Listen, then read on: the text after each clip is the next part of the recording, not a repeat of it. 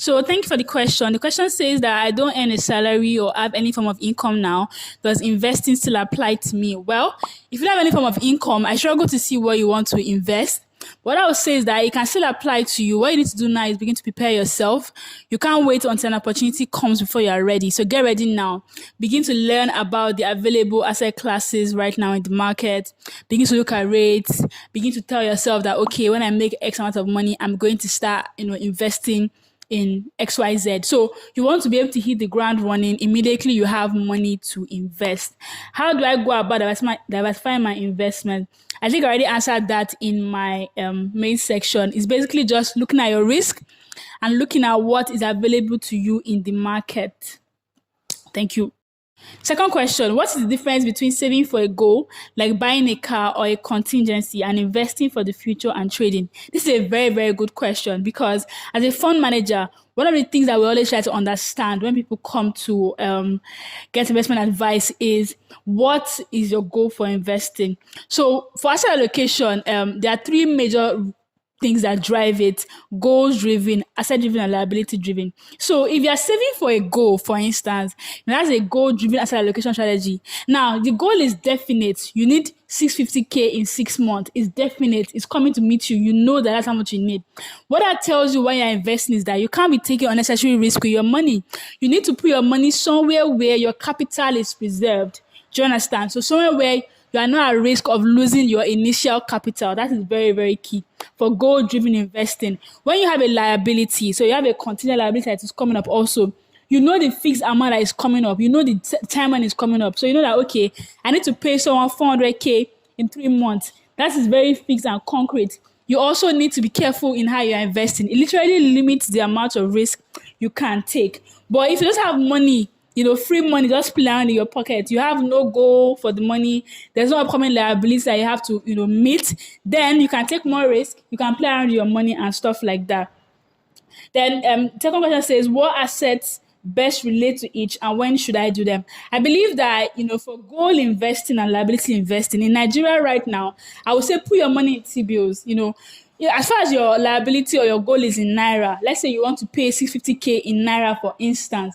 So as far as your liability is in Naira, you don't need to worry about currency rates because you're going to pay 650K at the end of the day. You don't need to worry about return on the money because all you need is 650K. Do you understand? So put the money in T-bills and forget about it. Let it be a form of compulsory saving that you task yourself to.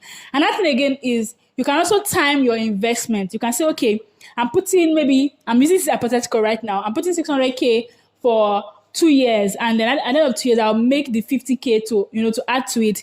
A very practical example is saving for rent. I learned it many years ago. If your rent is 1.3 million naira right now, the financial savvy way of saving for rent is taking the rent amount and putting it in T-bills or bonds or whatever for that tenor. So when the time comes for your liability, which is your rent, it comes to pay it, you pull out your investment.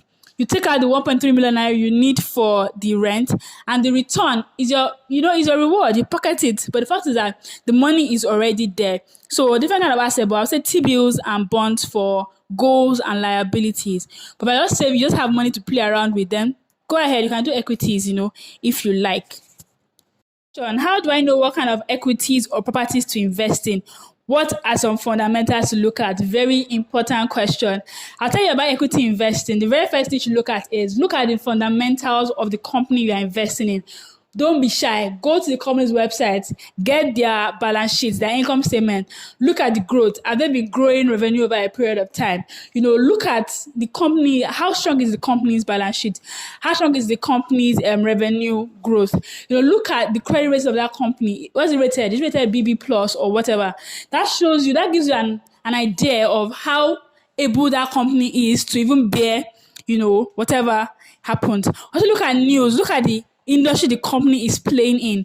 If the company is in a very volatile, I would say, industry, like let's say oil and gas, so that also comes into play. If the company is a banking company, for instance, now, it's highly regulated, things will not just shift anyhow. Someone is looking at it.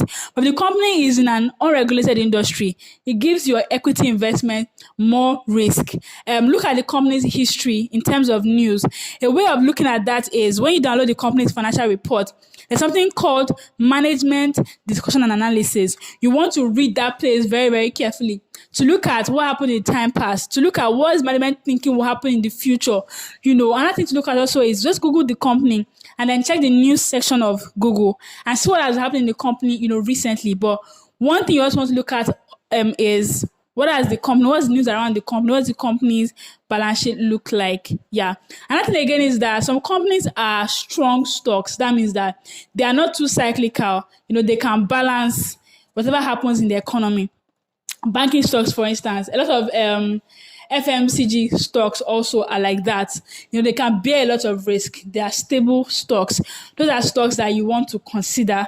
So another thing to look at is their trading history. So go to the NSE, that's Nigeria Stock Exchange website. You can see their trading history there. So look at how has it traded. Is it very volatile? Is it cyclical? Things like that. Those are things that you want to look out for.